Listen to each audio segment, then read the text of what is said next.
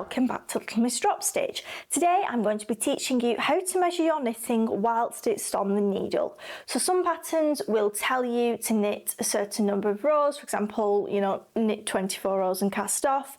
However, others, like the blanket pattern that I'm designing and making at the moment, that might say knit until work measures 6 inches or 15 centimetres, okay? So we need to know how to measure it whilst it's on the needle.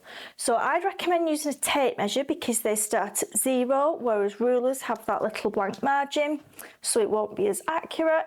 So you want to butt it right up to the stitches that are on the needle, and then we measure up to where you've cast it on.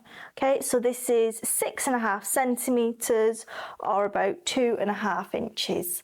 Okay, so some people, they think you have to measure what's on the needle as well, but you don't. That would be inaccurate because essentially you're measuring your cast on stitches there, if we're talking about that extra row of stitches, and that lies nice and flat, as you can see here. You can't even see it. So butt it right up to the needle. Okay, don't measure those loops on the needle,